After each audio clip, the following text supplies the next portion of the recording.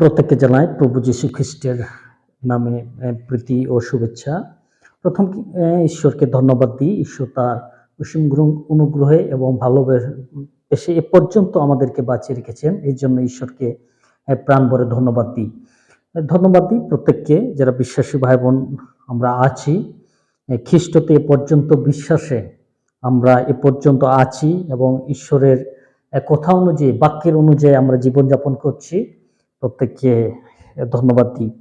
আমি এই সময় ঈশ্বরের যে বাক্য রয়েছে আমাদের মধ্যে, ঈশ্বর যে আমাদের বাক্য দিয়ে গেছেন আমরা জানি, সে বাক্য হলো প্রাণবন্ত বাক্য, সে বাক্য হলো ঈশ্বর আমরা জানি। কারণ যখন লিখিত সুসমাচারে সেটাই লেখা হয়েছে যে আদিতে বাক্য ছিলেন এবং সেই বাক্যে মাংসে মূর্তিবান হলেন এবং সেই বাক্যে আমাদের সহিত বসবাস করলেন। সেই বাক্য আজকে আমরা এই 2025-এর শেষ প্রান্তে এসে গেছি এবং এই শেষ প্রান্তে আমরা দেখছি যে খ্রিস্ট বিশ্বাসী ভাই বোনেরা বিভিন্ন জায়গায়, বিভিন্ন চার্চে, বিভিন্ন এনজিওতে, বিভিন্ন প্রজেক্টে তারা কি করছে যে ক্রিসমাস অর্থাৎ প্রি ক্রিসমাসের পালন করছে এবং তারা কি করছে, আনন্দ উপভোগ করছে। কারণ এটা হলো যীশু খ্রিস্টের জন্মের মাস, এসের জন্য তারা অনেক আনন্দ এবং সেটাকে উদযাপন করছে।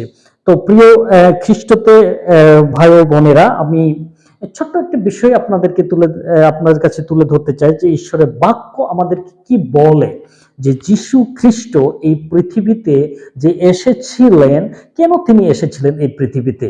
আর আমরা জানি যে যীশু খ্রিস্ট হলেন ঈশ্বরের পুত্র, অর্থাৎ ঈশ্বর তিনি নিজে, যীশু খ্রিস্ট হলেন ঈশ্বর।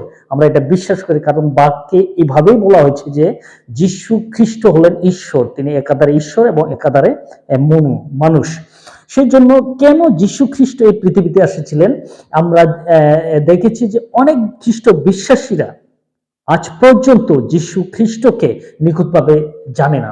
আমরা জানি ক্রিসমাসের সময় মানুষ কি করে, মানুষ অনেক সময় ক্রিসমাস সারা বছর তারা বিভিন্ন কাজে ব্যস্ত ছিলেন, এখন ক্রিসমাসের দিন এসে গেছে, এখন তারা চার্চে যায়। বড়দিনের খ্রিস্টান যারা, আমরা জানি যে কয়েক ধরনের খ্রিস্টান আমরা এখানে রয়েছি, কয়েক ধরনের বিশ্বাসী আমরা রয়েছি।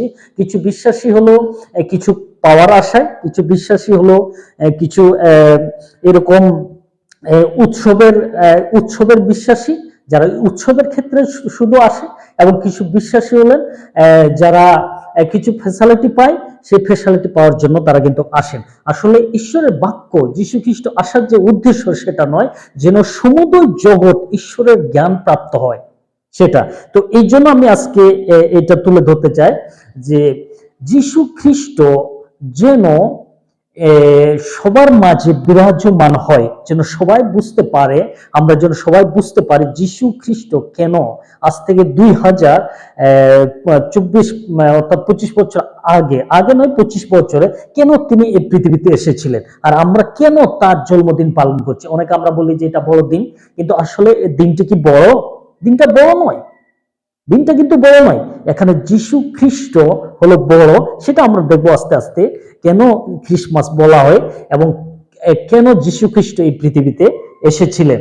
তো আমরা যদি বাক্য দেখি মথিলিখিত সুসমাচার, সেখানে আমরা অনেক ক্লিয়ার ভাবে আমরা দেখতে পাবো এবং অনেকবার আমরা বিভিন্ন প্রচারকের মাধ্যমে, বিভিন্ন মিশনারির মাধ্যমে, বিভিন্ন পাস্টর প্রচারকের মাধ্যমে আমরা শুনেছি যীশু খ্রিস্টের জন্মের বিষয়, এবং সানডে স্কুলেও আমরা সেটা শুনেছি। যীশু খ্রিস্ট কেন এই পৃথিবীতে এসেছিলেন সেই বিষয়টা যদি আমরা ক্লিয়ার ভাবে যদি বুঝতে না পারে, অন্যের মতো আরো 10 জনের মতো যদি আমরা বড়দিনের বিশ্বাসী হই, আরো 10 জনের মতো শুধু আমরা যদি পাওয়ার বিশ্বাসী হই, তাহলে আমাদের বিশ্বাসটা হলো ভুল। আমাদের বিশ্বাসটা হলো ভুল। এই বিশ্বাস আমাদেরকে ভেঙে নতুন বিশ্বাসে আমাদেরকে কি করতে হবে, সত্য একটা দৃঢ় করতে হবে আমাদের বিশ্বাসটাকে।